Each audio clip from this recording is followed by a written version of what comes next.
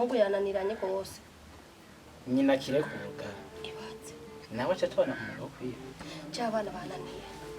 abana bo muri rujya rugo utatoyi katori kindi nyina we urabona ivyiwe ko vyanse siko mukigiye ko bagiye sha ikatugende ivyabo bigiye kunanirana ntataye ngorane ma ntaje mbarira bo muhungu wanje ndetse bitewe umuhungu wawe mumbazira muneza Yesu wanje kwari wawe umumariye ane muhungu amaze gukura kujya gashaha amaze no kurondera washumufashije nawafashije akiri umwana ubu barakuze wakiri umwana wewe aho umbwira ibintu bingahe woba waramuhaye ko ari je namugwagwanye ko kuva akiri mutoyi kugeza hageze uraje kumbaza mu mwana mu mukingi umviriza rero ico nenda gutumiyeko shaka umpibirezo ahageze ntagera ko asohoka arashakenewe kureba uko arafungura jobona amahera kumufungura no yakurahe atari ivyo naho ndabishire hejuru ushaka ibirezo ushaka ibirezo abantu iki gihe mwabaye ndere umwana akuze umuhungu tungana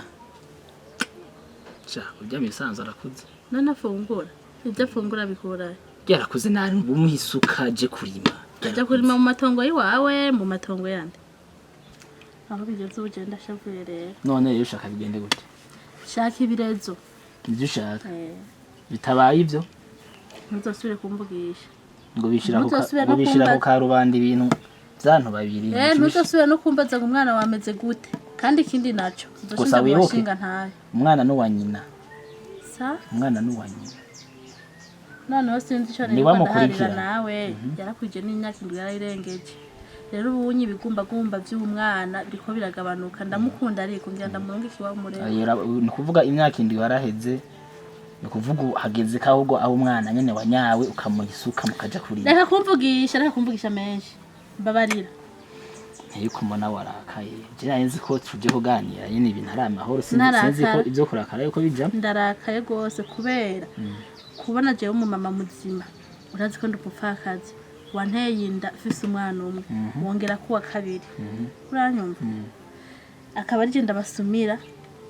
ntagira aho nkora ari kwirirwa ndaca amahera y'ingero ari ubona ngo uramwe akagatenge reka ugira hiturandire reka nzahiga umwanya nzaza hama twongere tubiganireko mu mutwe basi ntibiriko birinjira neza icarane handa kubwira ntituraheza vuba cyane ndaguhaye indwi imwe atari uko iraja mu bagabo humura reka ngende genda ndabona bitazoro ndabona iryo rubo sabwe mama bana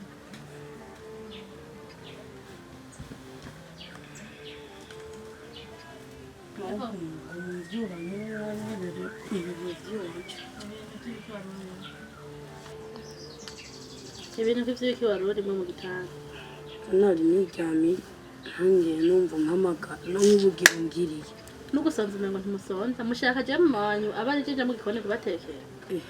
none se cyo ariko umuvyeyi nico yaremewe rekame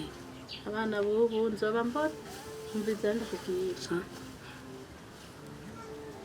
mbara ndakubwira nuko mbwiye ko warusinziriye ngira nta n'ivyo wumvise urabona ijya mugabo bumwe aho yaruguru wa muhungu nyene yigira umuntu umutware kandi atariwe umwe wajya haruguru babana na baminani yego aca ndamubona ujya ni wese wawe ujya ni we papa ni wese wawe ko namye ndakubaza kuva imyaka ati none mama imyaka tubanye papa ntamubona ujya rero niwe umbwiye yuko ari ntare byagere ko ndakubwira mwana wari ukiri muto sinashaka kuja kwa papa wawe kubera wari ukiri muto yavuye gufata nabi erega je nanje rujya rugabo nana narubona hiyo ruguru ruguma rujana n'abandi bakobwa bayererana sinarinzi kari papa yo niko cabaye kujyanye niko kimeze shurambari ubu rero guhera ubu indira nzokwereka ivyo nikore nanje nashavuye umviriza namuhaye indwi imwe akaba ataritaho ibintu vyo kukurera nzoca ndakurungika iwiwe. none mama none kumbona rya rugabo rufise n'akazi rufise n'amahera nta n'ibihumbi 5 kwagusigiye ko numva kiriko kirabozako hanyuma ukaba usanzwe ushavuye nk'ukoga mwana ariko yatari vya bijumbo biri hariya hanya mu cyumba c'abashitsi abari vyo mushira naye ndabizi ko ushonje nico cari ko kuryamira nanje reka ndaye ivyo nkora ngaha shaho nikuremwo cha urya muntu kwera si umugabo n'akagabo n'ukuri ntaca amaze ntaca amariye yitwa ngo twaravyaranye nkamuvyara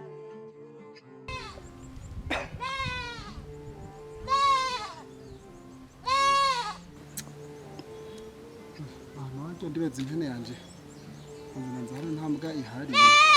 yava indira impene yawe ndabibona kare naratevye kasha mbe ndaribiye kare nawe nshatevye karire kinyana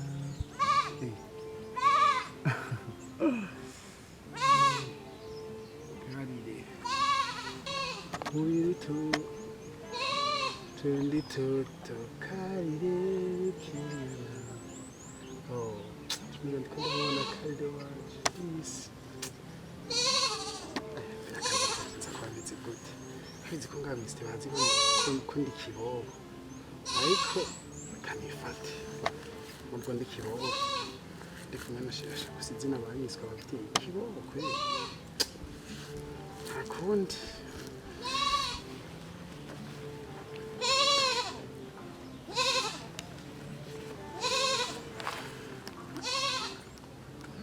karire wasaze karire wa sa amahoro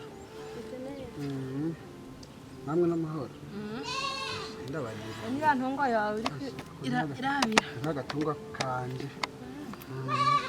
agatunga kanje bazi n'agakuye sinazi sinakubwiye kajyasha no muragi w'abasoko iwacu w'umuryango wacu ndumva turatomba Atombo ekare tubwire ni kwikari doshoka udoshoka zagashira no kuri kandi ndashani yaranje ndondana kandi tubire na tubire shanje mana yarankize ntazi kare ikomana nicarana nkavuga ati shaje ko izo no mutumba naheze giwe nkiyumvira ikintu basi Imana yaba yarambonyemo tare gutuma impuza nawe abavyeyi bagira kunyitwa Kibobo gusa harije Kibobo ngaho kuno mutumba wacu imiryango yose yo kwa Kagatumba bantuzi nabi muri famille yiwacu ariko kuri muranka kari Kagatumba ni wacu ntibakukunda gusa nkacyangirirwa amahirwe akankunda kandi kwinda bishimira Imana hari nigene ngo miso yo ngo manjyame n'iryo sengesho namambanza gusenga avuga ati shamana we warampezagiye kwe mutaravye kondi ahubwo naje gusanga babandi bavuga ati yuko Imana ikora ko twabika kwicerekana n'abahanga cyabone cyane no komeye kwe kumutumba yani bisanzwe no kuri nanje ndagukunda nubwo no muhira batabinezerereye kandi mukuri Jeje kwe nibyo nagiriwe amahirwe kwe kwa Gasozi gukundana n'umuntu yize amashuri nanje ntigeze nja no mu wambere ntigeze nja no muri gardienne bimwe abantu babasiremo basigaye bavuga ngo muri gardienne hasha Imana nukuri Kibo nubwo ndagukunda miri wacu ntibagukunda bize umutumba wose kandi nanje ku mutumba ndi umuntu nubashwe n'inzira zikuba umutumba wacu n'umukobwa yize kuba wubashwe n'abakonseye baba mustantire usanga bariko baraza ari we barondera ku mutumba kazamva ngo nkundana nawe urumva hari ibintu nawe urabizi bavuga na mawe ngiye mpira n'ivyambira vyiwawe ngo bagufatiye mama ngo muntu uze mu mirima y'ibigori vy'abandi nukuri urumva yuko ituma izina ryanje jewe karire risubira hasi nubwo ndagukunda biramara amazi kandi urazi ko ndabizi aho gasha ntiwohinduka ntiwohinduka gasha nubona gasha mpiri wa nzohavura ngenda ni ubona mpiri wacu gashama wazokumpa azokwemera gutanga umugeni cyangwa ubwo bugeni buzoza gasha buzotahana abantu niyo hageze gusasirwa nta numwe azoza kubera bazovuga ati aronse umukwe w'umusuma aho gashani wohinduka bakabona ko wahindutse karire bicitse mu hasi ndabiterwa sindabiterwa ngo ni ngesombi ndabiterwa ngo ni usuma biterwa kubwe basi hari igihe rimwe niyumviye basi ko nukarebye uko numeze basi ndi muri ba basore bo ngaho wacu usanga bashikiwe n'ikibazo bakunda kukiyagira abandi bantu aho n'ibintu byinshi nibwo dukundanye ashoka ntanda kubwira basi kareje bwane ndigwana ko urabizi muhira nta kintu dufise abavyeyi banje urabizi yuko ahanyino gatuma babazi nabi ayo mpamvu nakubwiye ndashima Imana ko warashoboye kunyizera kandi ikizero tugakunda ariko ibi byose ntibumvire ndabiterwa kubera nukuri umviriza ni hamwe urukundo rugiye rushaka je nari kuronka n'umuhungu wo hiyo mu gisagara urabizi ko nari kumubura aho hiyo mu gisagara kuko narize naraciye ku ntebe y'ishuri ndanayaheza ndaronka diplome wowe ikintu nokubwira inama nk'umukunzi wiwawe ntushuvuga ngo iwanyu ntaco mufise abantu bose baba batacu bafise ntibaca baja kwiba mu mirima y'abarundi wowe uruzi urakora ingero bakaguhemba ukagenda umukarimira umuntu akaguha amahera canke ari ivyo bihumbi 3 urumva ko ari vyinshi handi ugatunga n'umuryango wawe canke ukagenda hiyo canke uzogenda hiyo mu gisagara upagase hamugaruye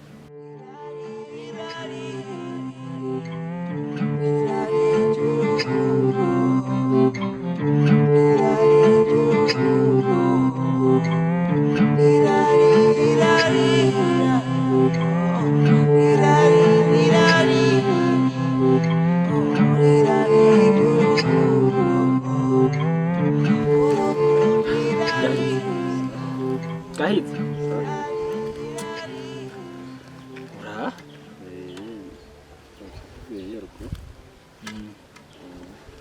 Rero mama ari muhira wenyine kakari kuko gore wenyine nari ngiye barugiye hano ambonye hari uhagaze ngaha hagutaha muhira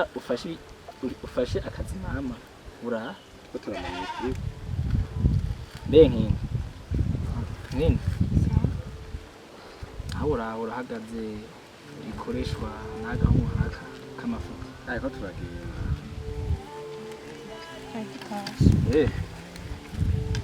nawe Gahizi nze guhirahira imvi yo ngiye nze ndakura umuhira ese ngiye none aho uza gucubona yuko je kuba ndagutanze kuvuka yuko rero ndakudidira neza